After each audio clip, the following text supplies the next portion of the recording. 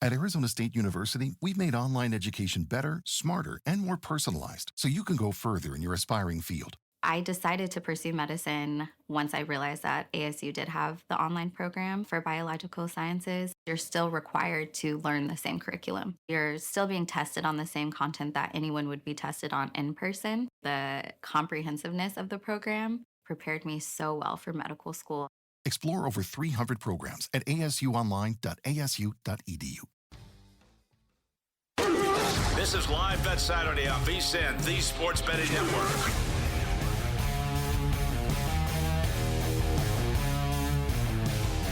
What a turn of events just in the course of a commercial break, as this game might be over. Texas Tech is putting it to Florida right now.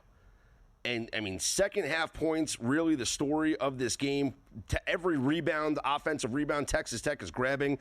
The Red Raiders now, with 7 minutes and 41 seconds left, have a 10-point lead, 67-57.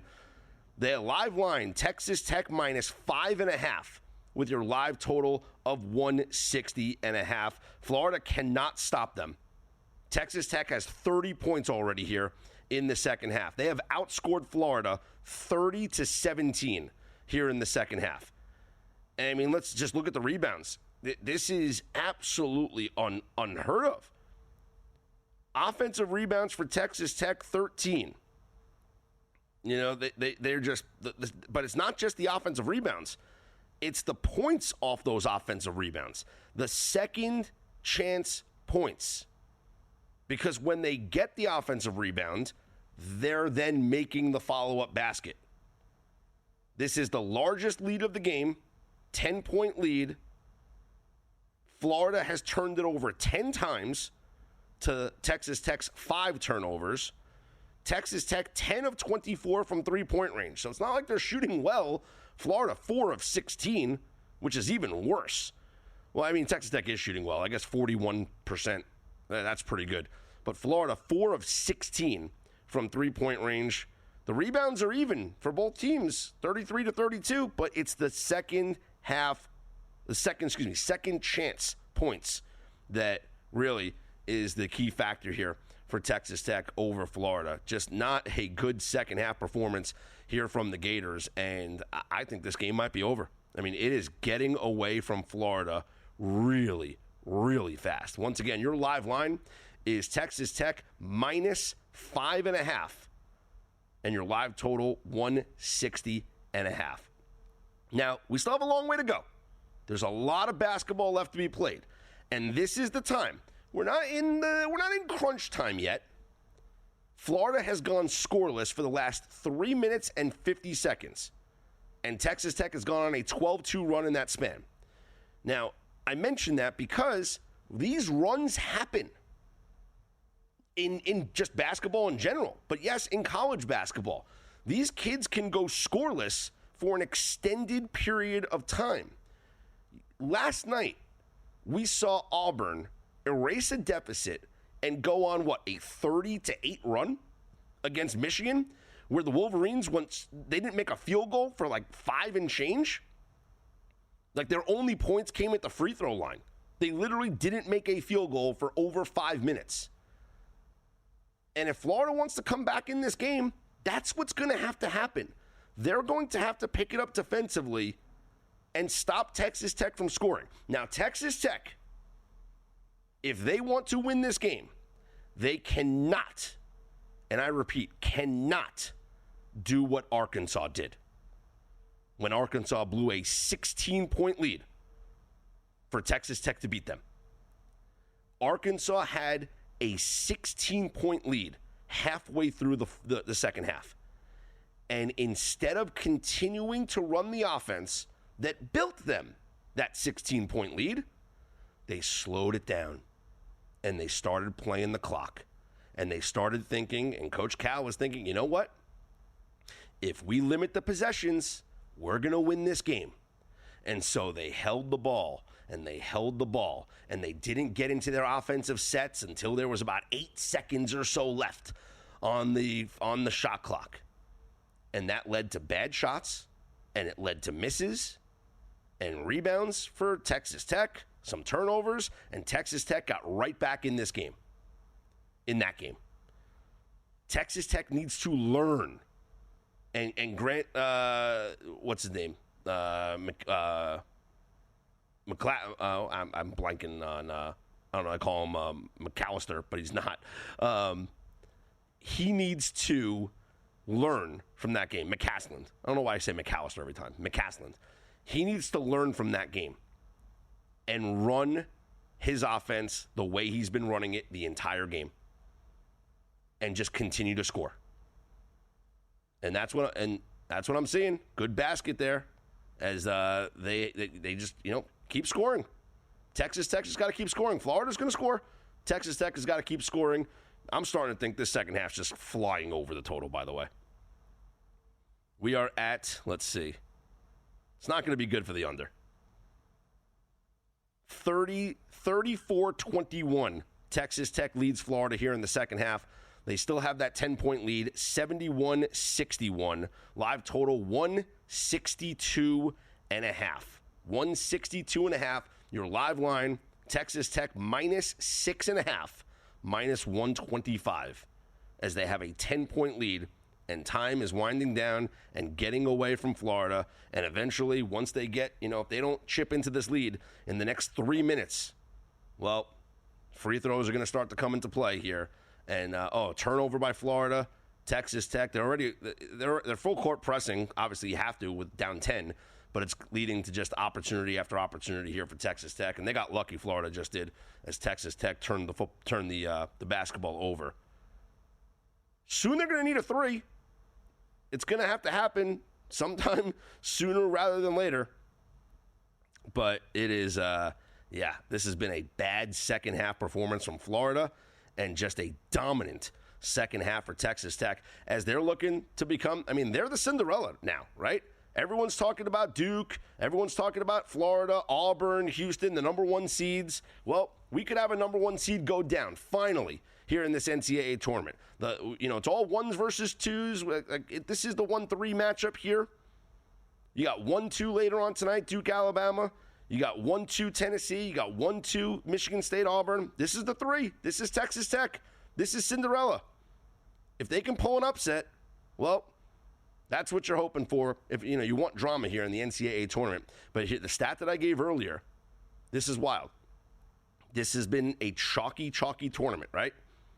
Favorites of 6 points or more in this tournament, 30 wins and 2 losses. That's it. Forget about covering. 30 wins and 2 losses. So that is what Texas Tech is trying to make just the third win for a team that is a 6 or more point dog, and Florida looking to make it 31-2, for the teams that are the 6 point or more favorites. Florida shooting bad shots right now. This is bad offense. They shoot a three, they get a rebound, they kick it back out to the 3-point line, and then shoot another three, another miss. Just bad offense. Everyone was gushing over Todd Golden and the job that he did this season. And I don't want to take anything away from him. I really don't. But when I was going through my teams to pick to win the NCAA tournament, and I know Gil Alexander does a great job with his formula as well. And part of Gil's formula, which, if you watch a numbers game here on VSiN, he talks about coaches that have prior Sweet 16 experience as one of his stipulations for a team that can go on to win the national championship. For me, it's not necessarily about having the Sweet 16 experience. I just want you to be well established. Now, what does well established mean? Well established means like you're not coaching in your third season, right? Third season is not established. I want you to be well established as a coach. This is Todd Golden's third season at Florida. He was at San Francisco before that for 3 seasons. He hasn't been a head coach long. He's only 39 years old. That's not established. It's not enough of a resume, not enough experience for me. And yes, tremendous season. And he ran through the SEC conference tournament. But when you're playing from ahead, things are peachy. When you find yourself trailing and your shots aren't falling and the game is getting away from you quickly, how do you get your team back on track to come back in a game of this magnitude? Well, the last couple of offensive possessions were not it for Florida. I can tell you that much. But here we are, Florida inbounding the ball, 4 minutes and 31 seconds left. They trail 71-64, and there's 8 seconds left on this shot clock as they need to get a shot and need to get a good look here, and it doesn't look like they're going to get a good look. Shot clock winding down, they're going to have to shoot a bad three. Fadeaway three-pointer, airballed. That is the play that you draw up after a timeout? I'm sorry. Again, I'm not trying to pile on the guy, but this is on coaching. Like Kelvin Sampson, with the game on the line, drew up an incredible out-of-bounds or inbounds play to get the game-winning basket with just a second remaining. Florida just looked like a bunch of chickens with their heads cut off after a timeout on a side inbounds with 8 seconds left on the shot clock. That's the difference in a team that can win a national championship and a team that can't. Houston can. Florida, who looks like they're going to be eliminated tonight, can't. Hey, VSiN fans, it's time to plan your Vegas getaway. Circa Las Vegas owner Derek Stevens is offering you 15% off at 3 incredible properties: Circa Las Vegas, the D Hotel, and Golden Gate. Whether you're lounging by Circa's stunning rooftop pool or enjoying all the excitement Vegas has to offer, you'll save big with promo code VSiN15. Book your stay now at CircaLasVegas.com and use VSiN15 to get 15% off. Your Vegas adventure starts here. I'm Scott Seidenberg. This is Live Bet Saturday, right here on VSiN, the Sports Betting Network.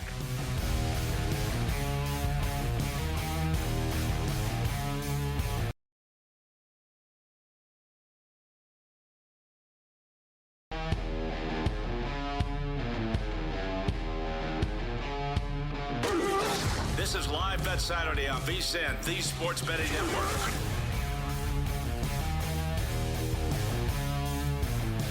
Scott Seidenberg back here with you. Live Bet Saturday here on VSiN, the Sports Betting Network. This is the worst offense I've seen from a team that is a 1 seed in the NCAA tournament. They're just, it's unreal what is going on right now. I mean, finally they got a nice pick and a nice layup at the basket, but Florida, it's just like you can't erase a 7-point deficit with 1 3-pointer. There's 3 minutes left in the game. Get to the basket, maybe get to the free throw line, and meanwhile they can't make a stop on defense. Texas Tech is abusing them down low. JT Toppin is having himself a night. He can't be stopped. Florida has no answer for Toppin inside. Meanwhile, Florida is just looking for a 3-pointer, and now an half-court 3-pointer attempt from Florida. I mean, at this point, the game's over. They're absolutely smoked in this game. So Florida right now, well, they made a 3, so maybe there's hope. But we have a 75-69 score. That was a big 3, I guess. Texas Tech minus 5.5 on your live line. Total of 160.5. The only thing I'm nervous about right now with the underplay, which, again, we're right around the number here, 160.5, 159.5. What worries me is, number one, fouls. Fouls most certainly will cost me here, or cost anybody that's on an under. And 2, overtime. Now, the Texas Tech second half team total, we're done on that. There's 2 minutes and 46 seconds left in the game. They already have 38 points in the second half. Florida with 29 points already in the second half.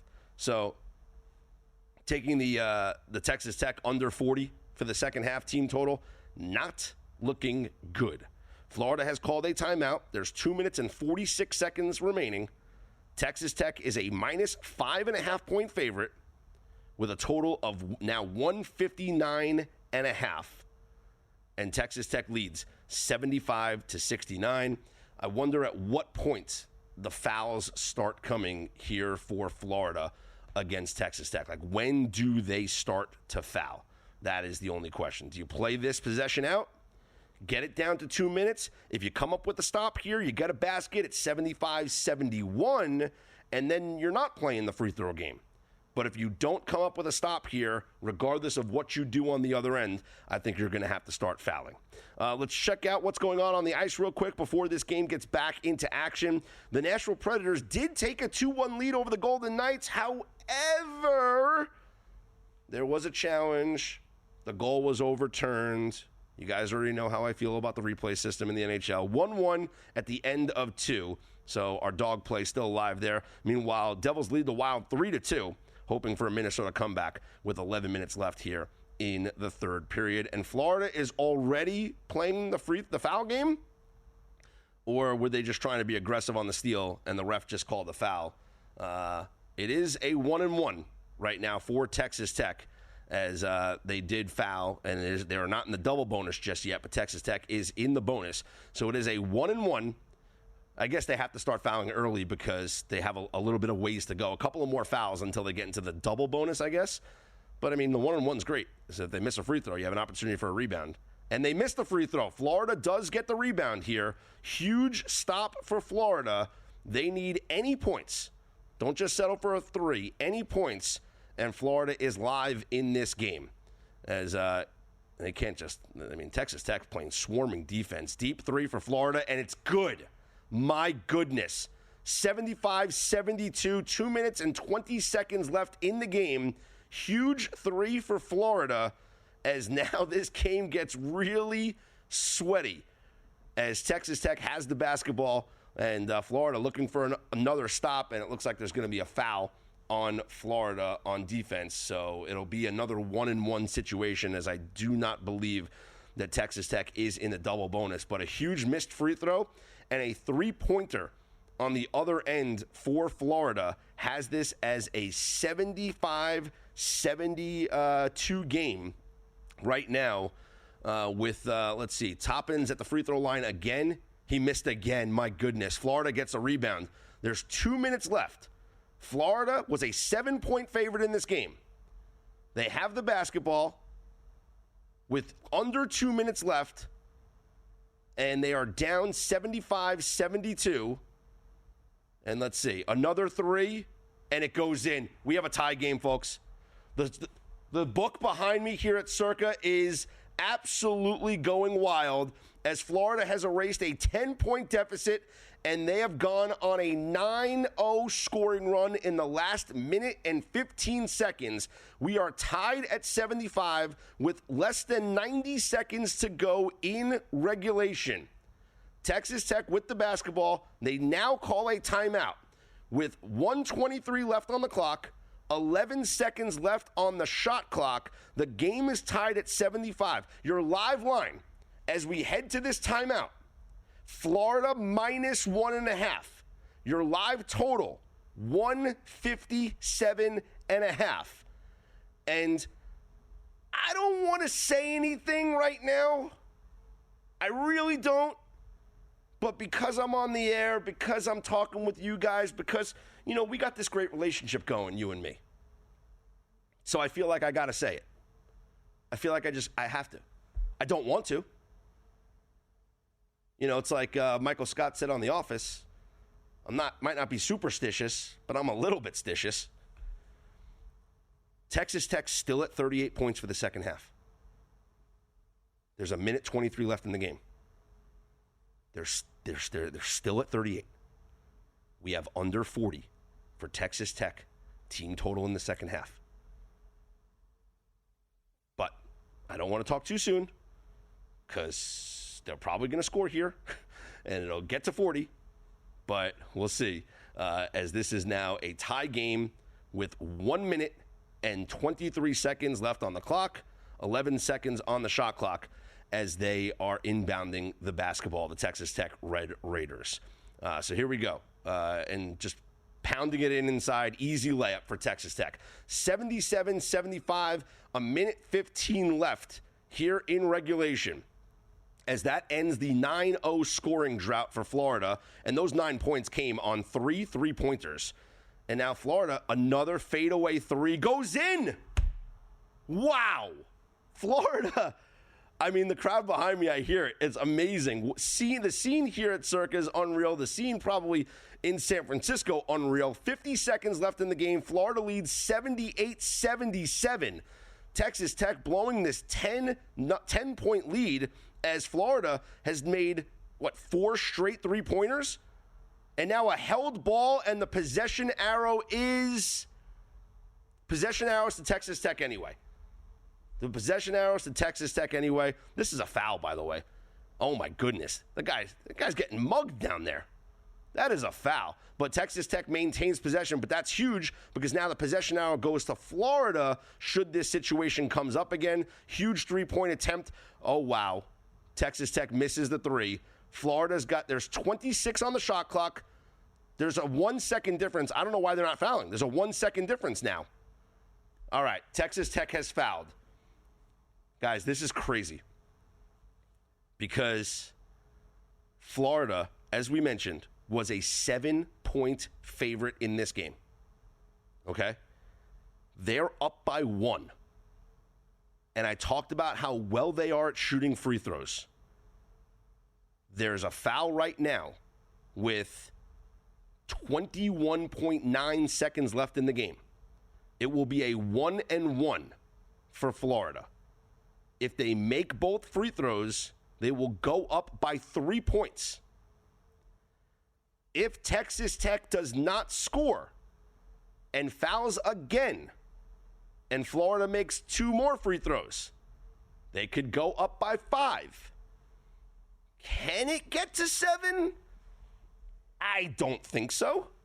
That's a lot of time. That's not enough time here, in my opinion. But wow, what a turn of events here in the last 2 minutes of this game. Unreal turn of events. As a reminder, you guys can take VSiN with you anywhere, anytime by becoming a VSiN Pro subscriber today. Stay connected to all the action with the VSiN Watch app, available on your phone, tablet, and smart TV. And with the VSiN Watch app, you get 24/7 live access to our audio and video streams, replays of your favorite shows, big screen streaming straight to your smart TV, and quick access to clips by sport. Watch VSiN anywhere, anytime. Download the VSiN Watch app today. So the refs are reviewing this now like they do at the end of the games all the time. It's going to take forever, but they want to make sure that they get the clock right. That's the most important thing. You don't want to rob either team of precious seconds. So here we are. They're going to put maybe a little bit of time left on the clock. Florida will be shooting a 1-and-1, up 78-77. I'm Scott Seidenberg. The action gets hotter and hotter. The sweats get sweatier and sweatier. It's Live Bet Saturday here on VSiN, the Sports Betting Network.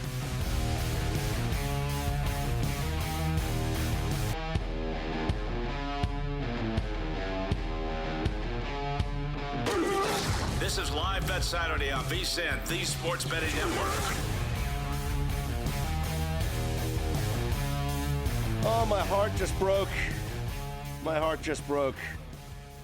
I'm Scott Seidenberg. It's Live Bet Saturday here on VSiN, the Sports Betting Network. Joining us in studio, the professor himself, Aaron Moore. He usually joins us via Skype or whatever video chat system we got going on, but he's here in Vegas in person. Welcome to the studio, Aaron. And can you believe what you have seen in the final 2 minutes of this game? Well, thanks for having me, Scott. This is amazing. Of this tournament, a lot of criticism because there's no Cinderellas. It's a very heavy favorite. Well, you got a great game. This is one of the better games, maybe the best game of the tournament right now. The book outside at Circa, everybody going crazy. What a seesaw game. And looking at it with only a couple seconds left, there are so many implications to these free throws and what happens with 3 seconds to go. Great game. I know some issues you have, but boy, for me, I've got the 4 number 1 seeds to make the Final Four. I was about to throw that ticket away with about 10 minutes to go. It looked like Florida had no chance, but 3 points are more than 2 points, and you saw what happened that last quarter of the game. Yeah, so I just lost my under.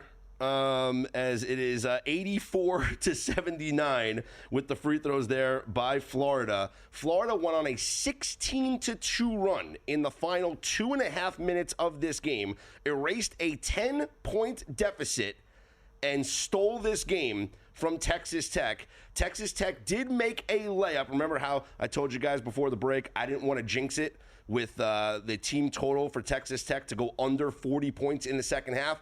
Well, I did jinx it because they got a layup, so they scored 42 points in the second half, and then Florida hit 2 more free throws. So Florida winds up winning the game by 5 points, 84-79. Good cover for Texas Tech, and the game lands 163, and I lose my under 159.5.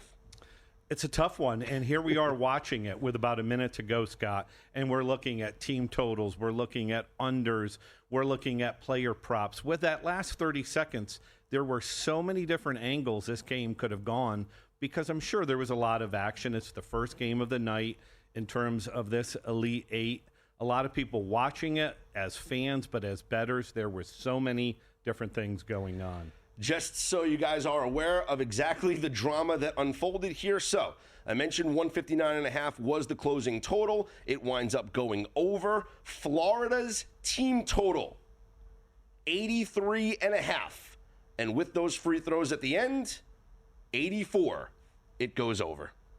You know what? Those bookmakers, they're pretty damn good. I think so. So now Florida is still alive. The 1 seeds are still alive. This has been the chalkiest tournament I could ever remember. Favorites now of 6 points or more in this NCAA tournament are 31-2 straight up, Aaron. It's not surprising. We've heard everything over the last week about NIL and transfer portal really making the difference between the big guys and the small guys. That has been a narrative we've heard so much over this past week. But now, as the tournament progresses into the Elite Eight Final Four, I think if you look at seeds 1 and 2, and Texas Tech was a seed 3, there's really not much of a difference between those guys. So we hear about no Cinderellas. Well, the top 3 seeds in each bracket are very close, and the chasm is between 1, 2, and 3, and then the rest of everybody. Well, Cinderella is now gone. The highest seed remaining at a 3 seed is out, and it is now 1 versus 2 the rest of the way. Florida punches their ticket to the Final Four, and now we await to see who will meet them in San Antonio. I believe San Antonio, right? Final Four this year. So we have Alabama-Duke, 1-2 matchup in the East region coming up in about 15 or so minutes from now. And we have the 1 versus 2 in the Midwest with Houston, Tennessee, and the 1 versus 2 in the South with Auburn and Michigan State. Sparty, meanwhile, trying to buck an 0-for-40 trend, Aaron. 1 and 2 seeds since 1985. If you are a 1 or a 2 seed in the NCAA tournament that was unranked prior to the season, Michigan State and St. John's were. None of those teams have ever made the Final Four. St. John's is out. Michigan State's still alive. If we look at Michigan State, where they have come from the preseason to now, you have to look at Jace Richardson, the freshman, and what he was able to do. And it's almost as if we look at baseball and a team gets a late season addition and that guy pushes them over the playoff hump. What Richardson has done in the last 2 weeks of the season has been amazing. He's basically given Tom Izzo a different player, a better player, and I think we see that with Michigan State now having a chance to get to the Final Four. And I mentioned those favorites of 6 or more, 31-2 straight up. Evan Abrams from the Action Network tweeting out the ATS numbers on them now. 21-12 ATS in this tournament. That was not a cover by Florida, and I hope it's not a cover by Duke because I'm on Alabama in this game coming up shortly, Aaron. Right now, and we've seen the market move on this game. So Duke was at one point a 7.5-point favorite, down to 7. Now Duke minus 6.5, total at 174.5. How do you see this game? I see. Well, let's look at that betting line first and foremost. This is going to be a game people have been waiting for, so you're going to get a lot of public action. And like it or not, there's a lot of people who don't like Duke. They want to bet against Duke. So I do think that public money might alter the game a little bit, slightly. But as good as Duke is, now let's look at Alabama. I think what favors Duke in this situation is you get a team in Alabama that literally played the best game of the season. They had their best performance. What they did against BYU, the 25 of 51 three-point shooting, Mark Sears scoring 30 points from behind the arc, those are literally high water mark for Alabama. So I would be concerned. There has to be regression. And I think that regression goes towards Duke's favor, and Duke is the better team. Both of these teams scored 100 points. That got a lot of eyeballs. That got a lot of attention. We want to see scoring. But at the same time, Duke is a long defensive team. Don't forget about how good Duke is defensively. I think that will be the main part of this game. How I'm playing it is, if you want to take Alabama, I like Alabama race to 10 plus 126. Race to 10, fantastic bet. It's a fun bet. I wouldn't recommend investing a lot in the race to 10, but it is a way of playing Alabama in this situation where we know they like to play fast. We know Mark Sears likes to shoot three-pointers. Grant Nelson looks healthy. So I've got the Tide plus 126 race to 10. I like that. How do we feel? You mentioned how hot Alabama shot in their last game, and can we expect another historic performance like that again? I mean, probably not. But if we're looking at, any props or anything, like, what do we think of, like Mark Sears? Do we expect him to go over his points prop? Do we think we get, like, a high-scoring affair from Sears? So his player prop total is 22.5. That's pretty much the steady number that I've seen. I think most people, when they bet player props, they're going to bet over. They bet to what they want to see. So in this situation, you're going to get a lot of action on Sears. But you've got to realize, once again, Duke plays good defense on the perimeter. Now, Arizona last game, they shot 46% from behind the arc. A little bit surprising Duke gave that up. So I would imagine the Duke defense gets a little bit better. And I would think those who are getting Mark Sears player prop totals after what they saw in the last game, they're probably going to play the over. He's our professor, Aaron Moore, joining me, Scott Seidenberg, in studio here. It's Live Bet Saturday on VSiN, the sports betting network. We are about, they moved the start time back to 59. So we're about 20 minutes away from tip-off of Duke and Alabama. The odds board is lighting up. As Aaron mentioned, the public's going to come in on Duke. Money's going to come in on Duke. So if you do like Alabama and you didn't get the 7 or the 7.5 before, you still might have an opportunity to get the 7 or a 7.5. Because I'm seeing now Duke -6, -115. There is a book that is at 7, -110. And I'm looking at BetMGM is already at Duke -7.5, reduced VIG at -102, but still -7.5. So if you do like Alabama, there are books where you can get the 7.5. If you like Duke, you got to get it on them now, because as more money comes in as we get closer to tip-off, this line might move up higher. Absolutely, and I think one of the things that we've seen this tournament so far are a lot of runs between offense. It's been what I've called, it's almost been NBA-like, where it's big run, here comes big run, kind of like what we just saw Florida doing at the end there. So I would think this is a good live betting situation where you have two teams that are going to score a lot, and you can probably see within the first 5 minutes what is it going to be like. So once again, that's why I like that race to 10 in Alabama. We'll talk about the total. We'll also talk about some of the games in the NBA, NHL, baseball in progress right now. Speaking of baseball, if you're betting on baseball, make sure you're getting the best odds with ProfitX. ProfitX is the first peer-to-peer sports exchange in the U.S. available in 40-plus states. That means you're betting against other fans, not the sports books, giving you on average 10 to 20% better odds. You can even request your own odds. Download ProfitX today and use code VSiN. The professor, Aaron Moore, sticking around with me, Scott Seidenberg, right here on Live Bet Saturday on VSiN.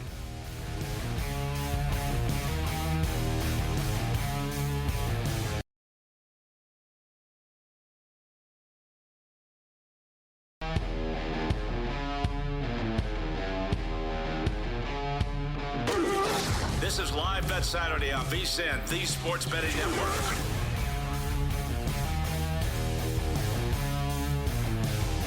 Back back here on Live Bet Saturday. I'm Scott Seidenberg, joined in studio by the professor, Aaron Moore, as we await the tip-off of Duke and Alabama from the Prudential Center in Newark, New Jersey for the second Elite Eight game of the day. We will see the second ticket to the Final Four being punched tonight. Something I noticed, though, Aaron, is I was looking at both DraftKings and FanDuel to look at some player props, because I mentioned Mark Sears last segment, and I don't see this game available on either DraftKings or FanDuel.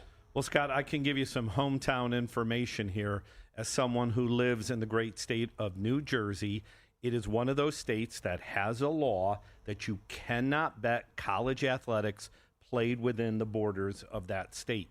So none of these teams are New Jersey teams like a Rutgers would be, but you cannot bet on them in New Jersey because it's played in New Jersey. So as you said, DraftKings, FanDuel, they cannot get a large section of their consumer base in New Jersey betting on a game with Duke. I'm sure that would be one of the things DraftKings would love to have a handle on, is a Duke game. However, the law in terms of you cannot bet it in New Jersey, I think it's coming to bite them right now.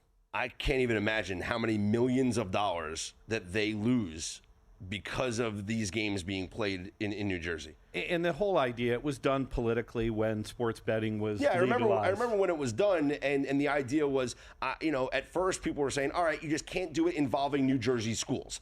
But then they said any event taking place in New Jersey, which I thought didn't make sense. But then again, you don't have much that goes on. And if there were a regional, it's like, to be honest, I thought the Prudential Center was done being regional, because ever since the Barclays Center opened up, it's more attractive. If you're not going to do Madison Square Garden, you at least got the Barclays Center in Brooklyn to do something in New York. Yeah, the Prudential Center is in Newark. It's not a great area. You're not going to go to hotels, walk around, go to bars, restaurants. Doesn't fit that profile of a place that you see late in the tournament. So it is surprising.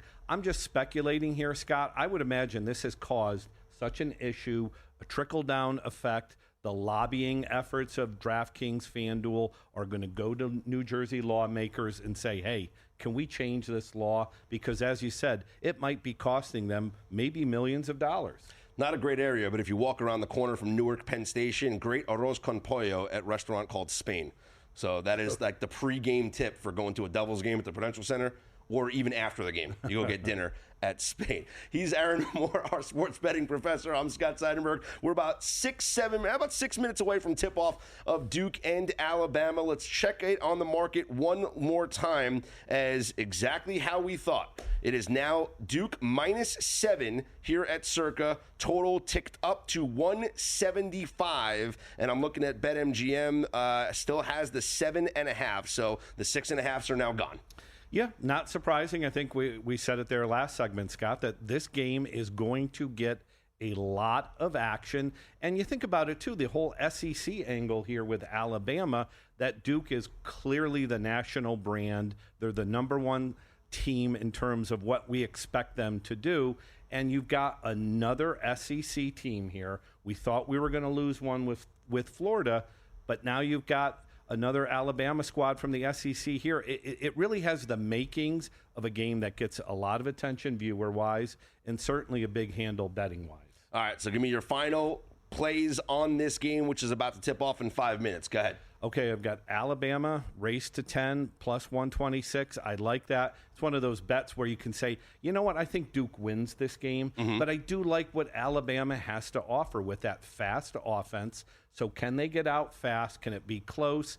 And if Mark Sears is going to be shooting these three-pointers, you hope to get that 10, hope to get to 7 points, and then Alabama makes a three-pointer to get to 10. I like that. And I think if you're going to look at the Mark Sears player prop, the 22.5, it'd be hard to bet under it. I think that would be one of the main angles. And I love to bet player prop unders. That's one of my main angles. But it's going to be hard to bet this under the 22.5. He's going to shoot a lot, Scott. We know that. We know this game is going to push a total around 180. Maybe both teams get near triple digits like we've seen them. So if that's the case, it'll be hard to keep Sears under 23 points. All right, I'm going to go with I'm going to take the 7.5 with Alabama. and I am going to go with the Duke team total under 91.5. So I think it's just overinflated. Everyone saw the 100 points being scored by both of these teams. Obviously, I lean under for the game, but I think if there is a side I'd rather attack, I think the Duke number is overinflated. So I'm going to go under 91.5 Duke team total. And that's what last game I played Arizona plus 9.5. And I think that Duke lead got out to 16. I think it was at high water mark, 15 or 16 points. Ultimately, Arizona covered that because, as I said, Scott, it just reminds me these games of the NBA. It's one big run after another big run. And if Alabama is down by 12, 13, 14 points with about 2-3 minutes to go, they're going to shoot like what we saw with Florida. They're going to possibly be able to make a run. And even if they're down by double digits, you're still going to have a chance for that backdoor cover. All right, Aaron Moore, the sports betting professor, our professor here on the Live Bet Saturday. I'm Scott Seidenberg here. It's VSiN, the sports betting network. Before we tie up the college basketball conversation, any plays for the games coming up tomorrow? Yeah, one of my big ones is I like Tennessee in this game in terms of what they're able to do with a physicality against Houston. So I've got Tennessee plus 4.5, and I also took the over 122.5, and that number's gotten up a little bit. I got that early at Circa at 122.5. And one of the reasons I like the over in this game is you've got Houston, Tennessee. What do those two teams do? They play very good defense, and they play a very slow pace. So when they go against each other, it's not like apples against oranges. This is apples versus apples. And in that situation, I don't think it really derails the offenses all that much. So we've got a 122.5 total. I think both teams get into the 60s. If we look at a total as low as that, both of them shoot around 70% free throw percentage. So that I like. I just think the familiarity both of these teams have with the style that they play reflects the other team. So I'm playing the over in that one. And I just think Tennessee keeps it close. We saw Houston versus Purdue. I would imagine a lot of people thought Houston's physicality would have been able to push the Boilermakers away, and they didn't. They really hung tough.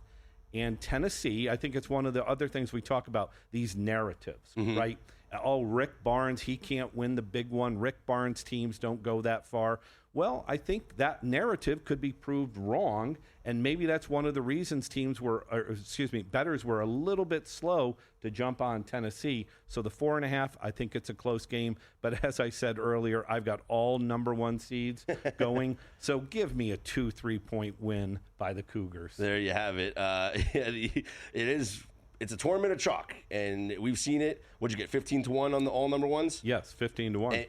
In a year like this, I mean, this is the year. I know it hasn't happened since, 2007, but this is the year for it to happen, I believe. And I think, Scott, too, that if this hits, right, and it is becoming something we're talking about on VSiN, and people are looking at this bet as an interesting one because the chalk has been such a large topic of conversation, I would imagine this becomes a popular bet next tournament. Sure. Where we have this idea, geez, look at these number one seeds. Look at these power conference teams. Look at all the favorites. Look at all the favorites. Yep. And I think it's going to be one of those bets that people are going to latch onto next year. Just like in the last 2 or 3 years, the race to 10 has become such a popular bet that people are playing it, and those bets have a momentum to them. You have any plays in the NBA that you were paying attention tonight, or is it all college hoops? It's all college hoops. I'm telling you, for those who can bet the NBA during this environment with all college basketball, more power to you. Good luck with those NBA bets. The one game that I was thinking about was the Grizzlies against the Lakers. They were 2.5 point favorites, and they fired their head coach Taylor Jenkins. And I'm like, oh, how does the team respond? Sometimes we see it in all sports, right? You get that fired coach boost. I know the Flyers got rid of John Tortorella. Hey, they won 2 games in a row. We see it in football all the time. The teams tend to cover after they fire their coach. Grizzlies down 57-46 at the end in the second quarter right now. So, and that's a very popular angle, as you said. said. So that totally makes sense from a betting perspective. That's hilarious. Well, it is March, and you're probably not great, as Aaron said, at betting every sport because so many things are going on. So why don't you let Rhythm help? The best bettors use data to get ahead. So why not put AI to work for you this March? Rhythm is an app that helps you build personalized betting models, analyze trends, and make smarter bets for every game. Whether you're a seasoned bettor or looking for an edge on those tournament teams, Rhythm has you covered with AI-backed projections and insights. Start your free 7-day trial by downloading the app or visiting rhythm.com. That's RITHMM.com. Aaron, welcome to Vegas. Love having you in studio, my man. Enjoy the game tonight. Let's go Alabama. Let's go team total under for Duke and Alabama race to 10. Sold. There he is. He's Aaron Moore. I'm Scott Seidenberg. We are moments away from tip-off in Newark, New Jersey, Alabama, and Duke with a trip to the Final Four on the line. It's Live Bet Saturday right here on VSiN.